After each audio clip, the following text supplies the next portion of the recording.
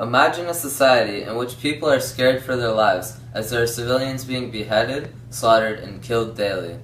People open up their doors only to find missiles with chlorine gas headed towards their villages, or even cluster munitions sent to kill thousands.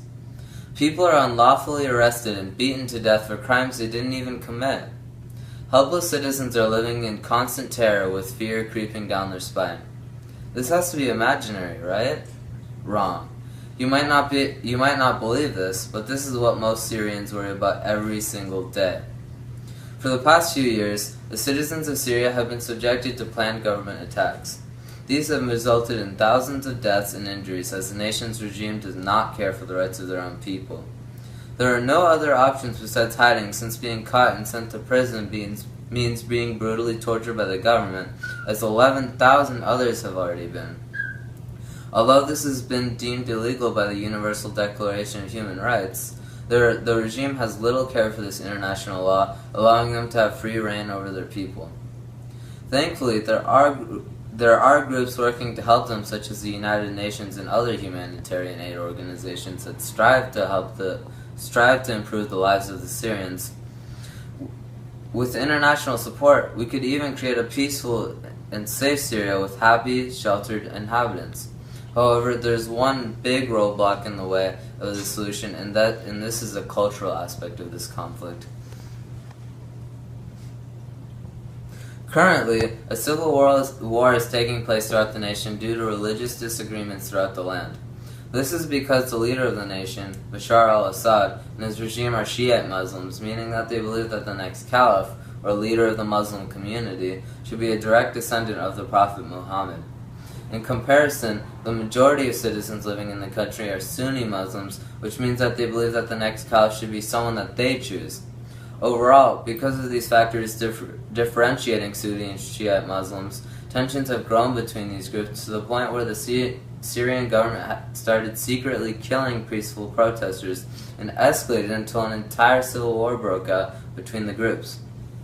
During this conflict, al-Assad has been torturing and abusing the citizens of his country in order to instill Shiite dominance in the nation, even if doing so is a crime against humanity.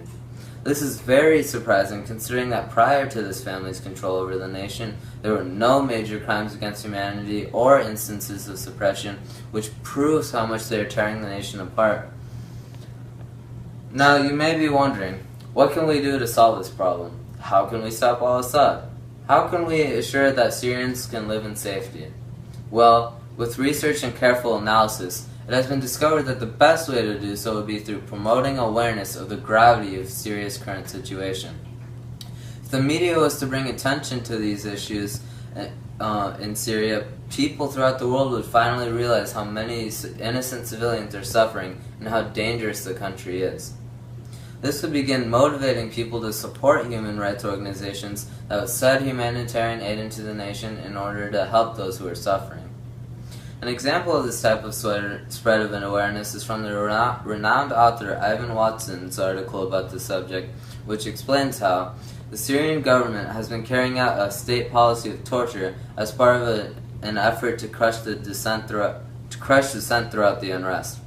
Human Rights Watch identified 27 detention centers across Syria where torture was being systematically inflicted on prisoners, according to testimonies from more than 200 former prisoners and security officers who defected.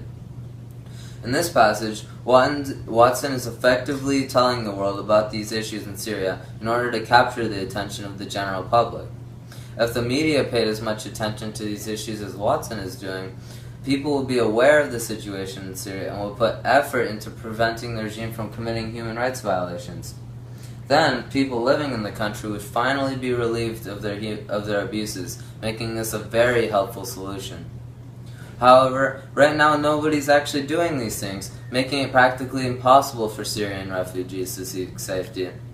Many human rights organizations such as the UN are working towards helping these people. However, without the support of the country's government, there is little we can actually do to implement this solution.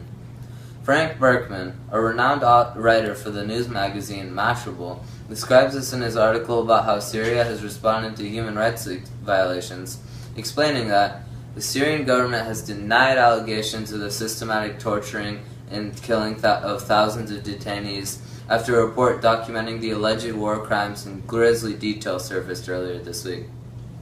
Syria's Justice Ministry blasted this report as baseless and said it was fake, fabricated, and not based on evidence. Throughout this article, Berkman reveals that not only is the Syrian government hurting their citizens, but they're even going as far to deny doing so, which just goes to show how little the nation's government is doing to advocate for this right.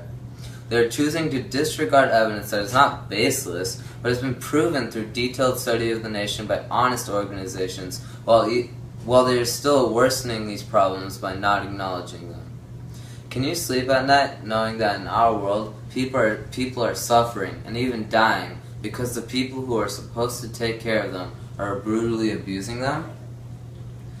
This is why, in order to finally end the struggle that Syrians have been enduring throughout the last decade, it is clear that we must spread awareness to the public to bolster the international support that they need. In doing so, there will be more efforts, more supplies, and more advocacy going to this cause, which would inevitably make the country more peace, and more importantly, more safe. Those helpless villagers in constant fear of chemical weapons would be able to find somewhere safe to live. Those prisoners being tortured for hours on end would be able to go back to their families. Those Sunnis who want to practice their religion would be able to do so without worrying or without being persecuted. These things would be possible if we promote advocacy of this issue. But if we just sit back and not do anything, this torture will only continue and the civil war will only escalate throughout the nation. People will be abused, scared, and helpless. So what will it be? Saving an entire country of people, or watching as they suffer? The choice is yours to make.